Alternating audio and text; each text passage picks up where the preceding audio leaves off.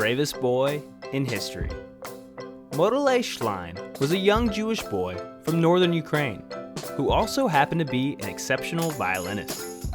When he was only 12 years old, he was forced to grow up extremely quickly.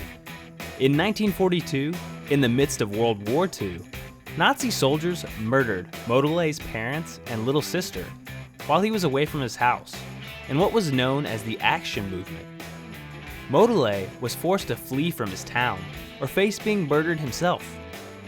With nothing but his violin and fearing for his life, Motele escaped into the woods of northern Ukraine, not sure what to do or where to go.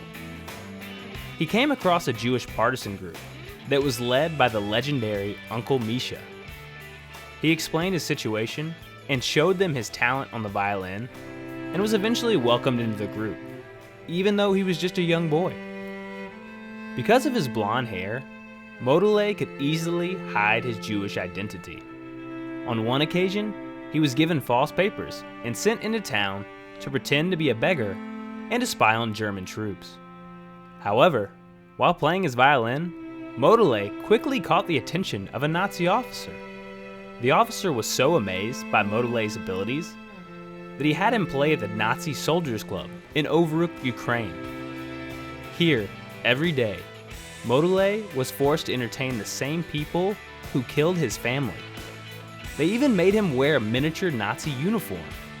But Motele was a strong 12-year-old boy, and he played the part well. When Motele wasn't playing, he spent his time in the basement of the Soldiers Club. He eventually found his way into an old dark storeroom that wasn't being used. The walls had been cracked by previous bombing runs from the Nazis. Motele went back to Uncle Misha, suggesting that he fill the cracks with dynamite and destroy the Soldiers Club and all the Nazis inside. The bombing specialist of the resistance group showed him how to set and detonate dynamite. Motele learned that the Soldiers Club was set to host even more troops than normal as a wave of Germans were moving to the Eastern Front. So every night, Motele would hide his violin in an old crate and would return the next morning with a case full of dynamite. He would sneak down to the storeroom and set it in place. He ended up smuggling almost 40 pounds of dynamite into the building. Finally, Motele decided the time was right to set his trap. He finished his final set one night and snuck down to the storeroom once all the soldiers were drunk. With the trap laid, he exited the building. On his way out, he even sarcastically told the Nazi that was standing guard, "Heil Hitler!" He destroyed the building, taking many Nazi troops with it. He ultimately dedicated his achievement to his parents and baby sister.